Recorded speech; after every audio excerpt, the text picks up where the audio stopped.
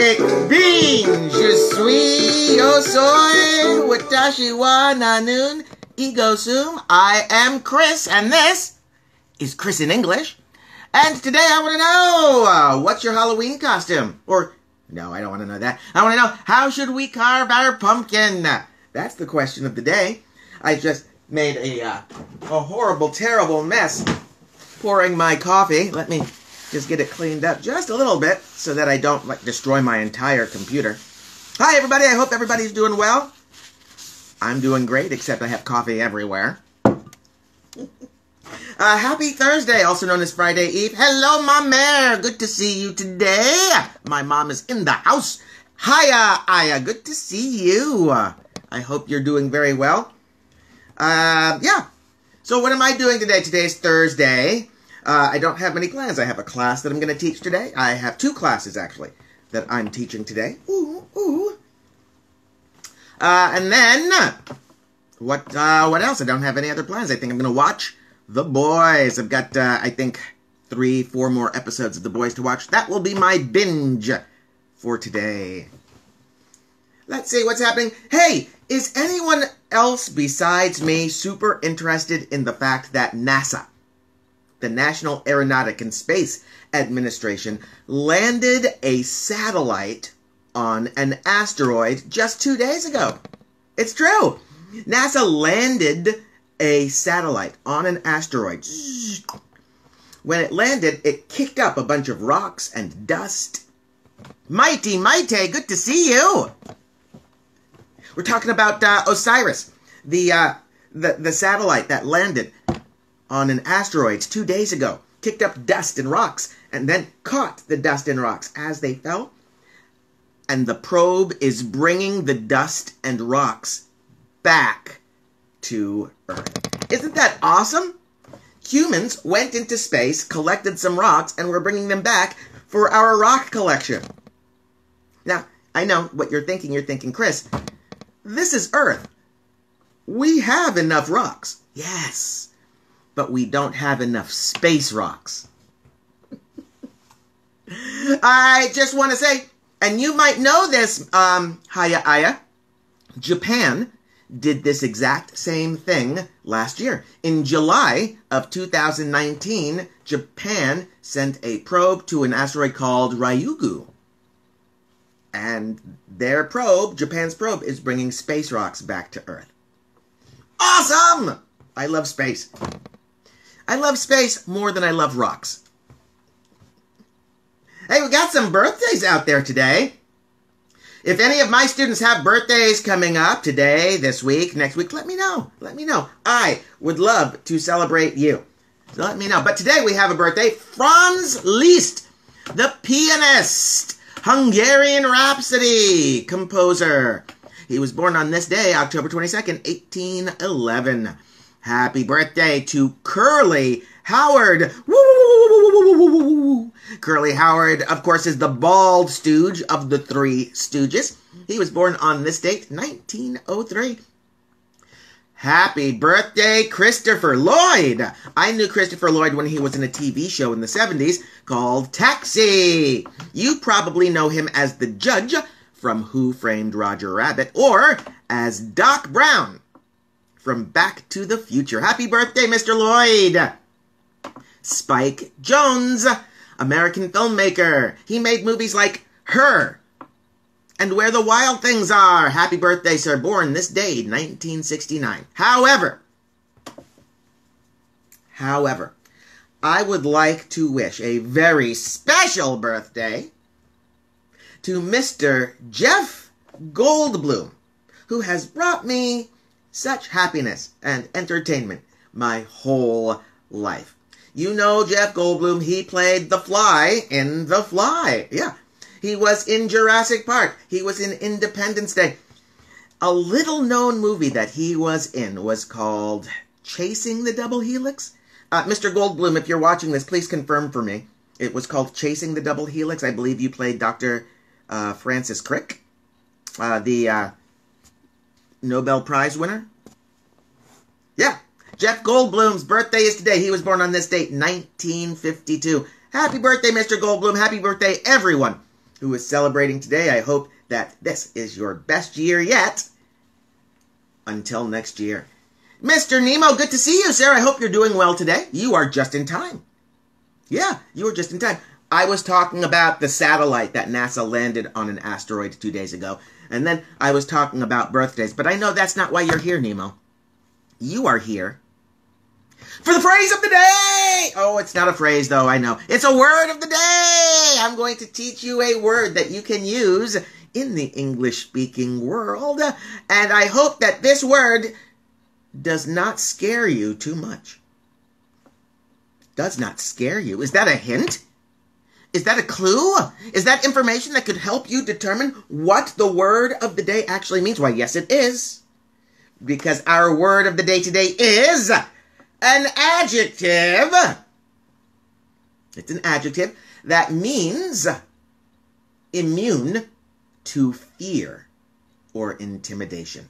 Our word of the day today is intrepid. This is a great word. This is an everyday word. This word is so great. Countries name ships this word, intrepid. There are a lot of ships in history named intrepid. Intrepid means immune to fear. Something that cannot and will not be afraid. Intrepid. Immune to fear. Here's your spelling. Intrepid. I-N-T-R-E-P-I-D. Intrepid. Incredibly brave. Immune to fear. Oh, I love this word. It's a great word. Here's a sentence for you. The intrepid mountain climber bravely started up a trail that no one else had survived. Well, yeah, no one survived that trail, but he was going to do it. He was going to go on the trail because he's intrepid. He does not feel fear. Intrepid.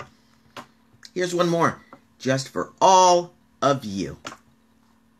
No matter what obstacles are against us, we must be intrepid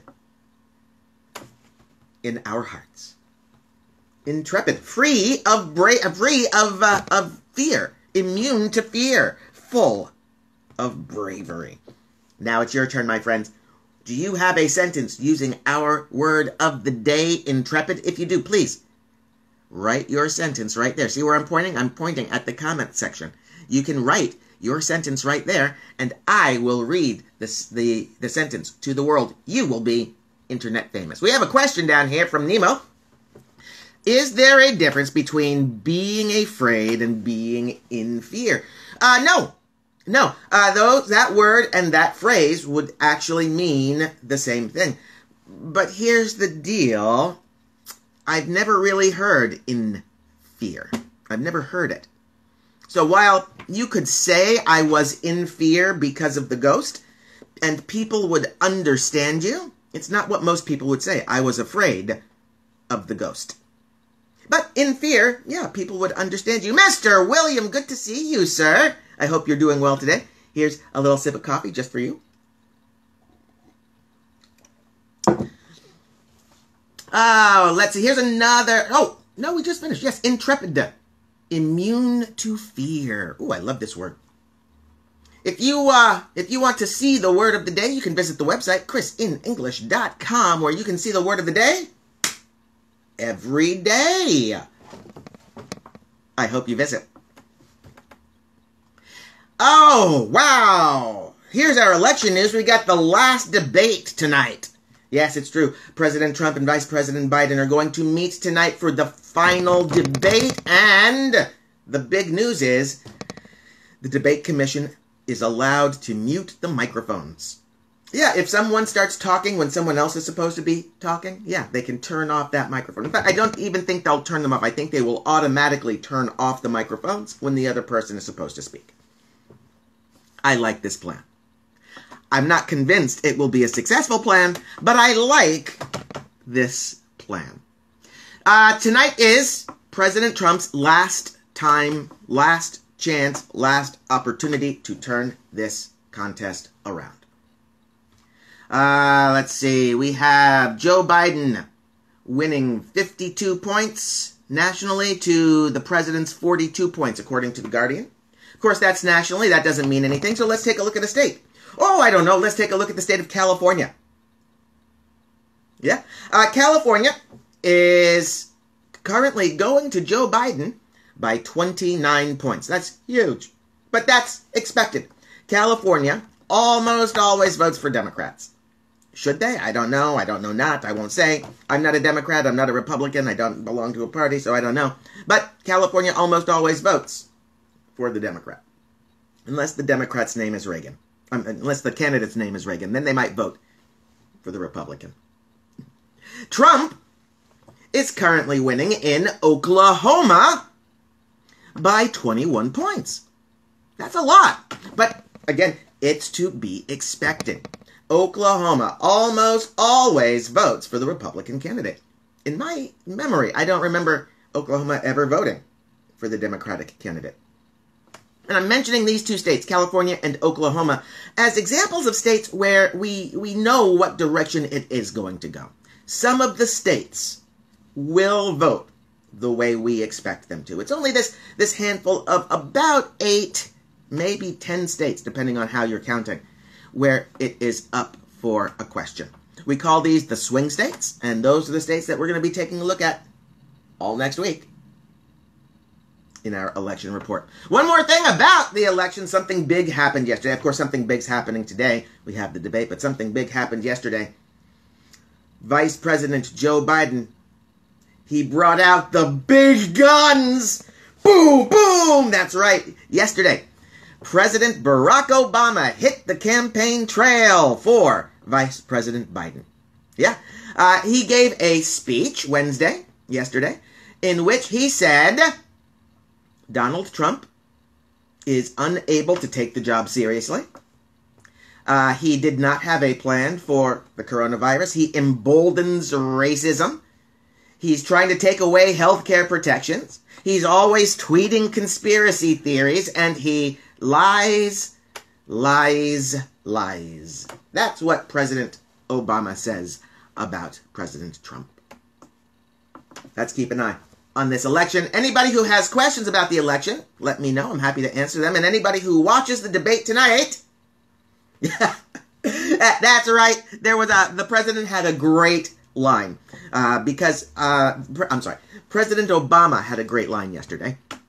As some of you might know, we just discovered that President Trump has a bank account in China. The bank account seems to have a lot of money, maybe up to $15 million. And President Obama just recognized that if that had been discovered while he was president, Donald Trump would have given him a great nickname, Beijing Barry. Keep your eye on the election, my friends. We're getting into the final stretch. This is when it goes all crazy.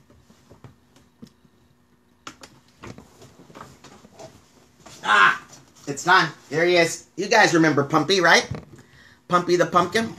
You helped name him, so I hope you remember him. Yeah, we are celebrating Pumpy and all things Halloween this week and next, as well as the election. And yesterday, we talked about some of the popular Halloween costumes for children last year. And I was a little upset that the Harley Quinn costume was a very popular costume with children last year. That's not a children's costume. That's an adult costume. Well, today, we're going to talk about some of the popular adult costumes from last Halloween. Popular adult costumes from 2019. No, not that kind of adult. The good kind of adult. No, not that kind of adult. The mature kind of adult. Any of you out there like Stranger Things? I like watching Stranger Things. Stranger Things Season 3 had a character named Steve working at a fast food restaurant, a seafood restaurant, and he had a cute little sailor outfit with a cute little sailor hat. Did you guys see that? That was a very popular costume for Halloween last year. In fact, I personally saw a few people wearing that costume, and they looked great. An adult Halloween costume that is always popular. Ghostbusters! Yeah, Ghostbusters is always a popular costume. It's always been a popular costume with men and women. I've seen many women dress up as Ghostbusters even before the 2016 movie. But since 2016, there have been many more women dressing up as Ghostbusters. Keep going. Keep going with your proton packs. Aliens of all sorts, whether it's E.T. or Yoda or the alien that has two mouths and lives in your stomach and he breaks out and he runs. You remember that alien. Yeah, that alien. All aliens are very popular Halloween costumes for adults. If you go out, I hope you don't go out into crowds, but if you look around this Halloween season, you'll see a lot of aliens. Apparently last year, and I know why, last year, Aladdin and Jasmine were two very popular Halloween costumes for adults. One, it's a couple's costume, and sometimes couples like to dress together as a theme. And two, the live-action Aladdin movie came out last year, so I guess people had Aladdin on the brain. Popular Halloween costume for adults last year, Harley Quinn. Yes, adults, you can dress as Harley Quinn. I totally approve. Please do not dress your 4-year-old as Harley Quinn. I know. Blue hair, pink hair. I understand she looks like a cartoon character mostly because she started as a cartoon character.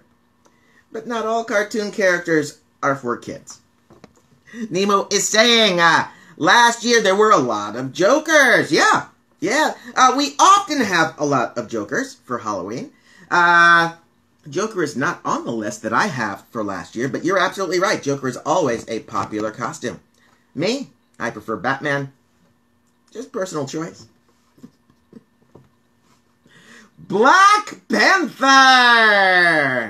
Black Panther, very popular costume last year. I didn't get to dress as Black Panther, but I would. And my guess is that with the passing of Chadwick Boseman this year, there will be more Black Panther costumes this year in his honor. I hope so. Yesterday we talked about inflatable dinosaur being a popular costume with children last year. Well, guess what? Inflatable dinosaur was a popular costume with adults last year. And I know this is true because my student, dressed as the inflatable dinosaur, and he made me laugh all day. One thing he did, he had this, it was so funny. Because, T-Rex, they have the short little arms, right? The short little arms. So he had a pen, and he was writing with his pen, and he, dropped the pen. And then he tried to pick up the pen with his dino. It was very funny. Very funny. But last year, the #1 adult costume for Halloween was Pennywise the Clown. Okay, I get it. Yeah, Pennywise the Clown. A character from a movie, a scary character, a clown. Yeah. That's almost a perfect Halloween costume. Except I don't like Pennywise the Clown. So I can't be Pennywise, but if you want to be Pennywise, feel free. Those are some of the most popular adult Halloween costumes from 2019. What costume are you guys going to wear this year? Anybody have any ideas? I don't know yet. I got some costumes in there. Maybe I'll go pick up a couple extra pieces, but next Friday, not tomorrow. No. Following Friday, you'll see me in a costume. I hope I see you in a costume as well. Something else that we're going to do next Friday, we're going to carve. We're going to carve our pumpkin. Don't tell Pumpy. Don't tell Pumpy. It's our secret. Yeah, we're going to have fun with our pumpkin next Friday. And I wanted to share with you today 10 phrases for facial expressions. Yeah, the shape of our face, showing the happiness or the sadness or the surprise. We have expressions that we use to describe the way our faces look when we're expressing emotions. And, of course, on Halloween, we are going to help Pumpy achieve one of these facial expressions. So, to help us plan, I put together this list, 10 phrases for facial expressions. Here we go. She was beaming. Beaming, B-E-A-M-I-N-G. To be beaming means to have a big, glowing smile. Beaming. Yeah, that's a phrase that we use to talk about a facial expression. When we have a huge, giant, shining smile, we would say that it's beaming. We are beaming. The kids were smiling from ear to ear. That's another phrase we use. Smiling from ear to ear to show not a little smile, but a big, giant smile. Yeah, if you give kids some candy, I bet they will be smiling from ear to ear. He looked puzzled. Puzzled. He looks puzzled. If someone looks puzzled, it means they look confused, like they don't understand something. Maybe something we said, maybe something that's going on around them. It could be anything, but if they look puzzled, that means they look confused. She grinned. To grin, G-R-I-N. This is a great word, everyday word. Everyday word. A grin is a small smile. Not a big beaming smile, not an ear-to-ear smile. No, a small little smile. Sometimes we grin because we're mischievous. Right? Sometimes we grin because we're shy. Yeah, a small smile is a grin. He winced when the doctor gave him an injection. The doctor gave him winced. A wince is a quick facial expression of pain. Not a long one. If you do that a long time, and I don't know if we have this word. We don't. It's grimace. A long expression of pain is a grimace. Yeah, just like the McDonald's guy. Yeah, yes, exactly. A short expression of pain is called a wince. W-I-N-C-E. It's a noun, of course. It's also a verb. I'm sorry. It's a verb and a noun. A wince and to wince. She blushed. She blushed. To blush. It's a verb. When we're embarrassed and our face turns red. Yeah. To blush is what that's called, and that's a facial expression. Now, I'm not exactly sure how we could put a blush into pumping. But maybe we can, I don't know. We can sure try. To blush. She gave me a dirty look. A dirty look. Someone gives you a dirty look, they're looking at you like they're angry. They're looking at you like they're mad. They're looking at you like they want you to die. Remember when you were driving to the grocery store and you saw a parking spot and you were getting ready to turn into the parking spot, but some idiot came in real fast and got into the parking spot before you? Remember that? Remember how you looked at them? That's a dirty look. Maybe you even shared a finger with them to tell them you think they are number one. A dirty look. His eyes were glazed over. Someone's eyes are glazed over. It means they look tired, or they look drunk, or they look like they're not totally focused or concentrated. If someone's eyes are glazed over. Sometimes our eyes are glazed over when we get too much information, Oh, you're trying to teach me calculus. Oh, my eyes get glazed over. That's a facial expression that we can have. I don't know if Bumpy can have that facial expression, but we can. Here's a question you'll hear sometimes. Why the long face? And it's interesting. You'll only hear this in a question. Why the long face? This is the only sentence that you will hear with this phrase, long face. Why the long face? Long face, if someone has a long face, it means they look sad. Why do you look sad? Why is your face so long? Why the long face? And number 10, the last one. Our last expression for facial expressions. Her expression was unreadable. An unreadable expression means someone's face is composed in such a way you do not know what they're thinking. You don't know what they're thinking. You don't know what's going on in their mind. It's unreadable, right?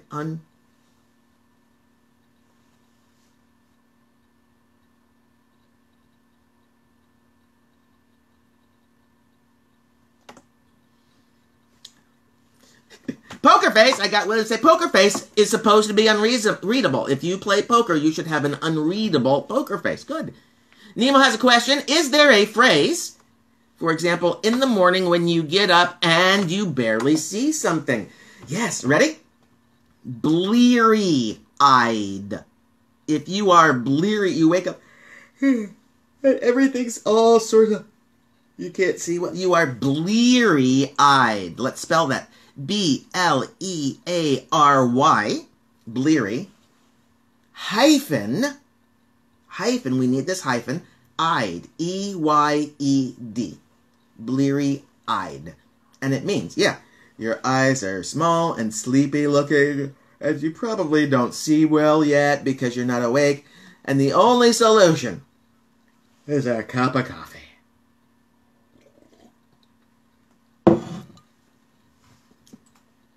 Yep. Those are expressions we use in English to describe facial expressions. Maddie is here. Good to see you, Mr. Maddie. How are you doing? I hope you're well. I hope you're doing well today. Our word of the day today is intrepid.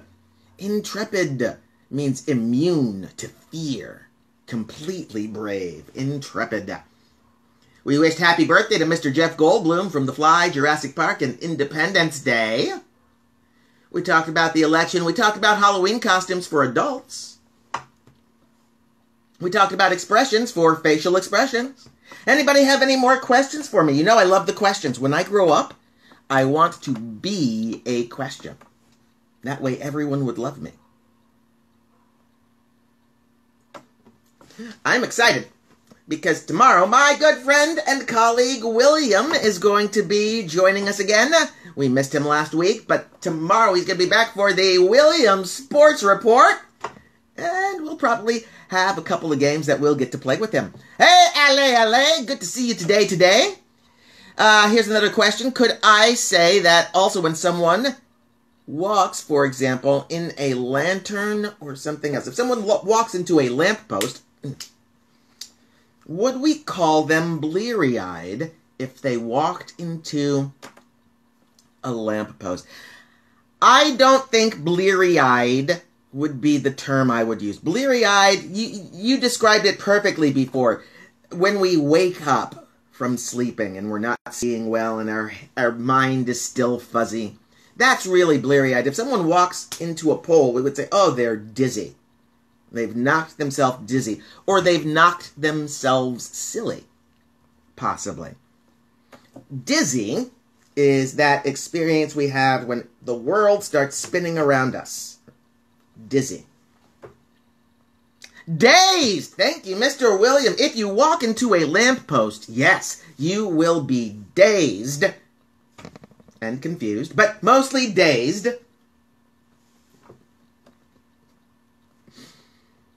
Very good. Any other questions out there? You know I love the questions. Especially about the phrases and the grammar. And the vocabulary. And the definite article, the. Anyone? Well, that's okay, because if you have a question later, you can send it to me. You can send me an email, chris@ChrisinEnglish.com. Leave a comment later when this gets posted. But please remember to come back tomorrow for Friday Fun Day. I'll be here. William will be here. Friday will be here. Fun will be here. And, of course, we'll get to play with Pumpy, the pumpkin. I hope everybody has a great Thursday. Until we meet again. Remember, please, my name is Chris. And I love you all.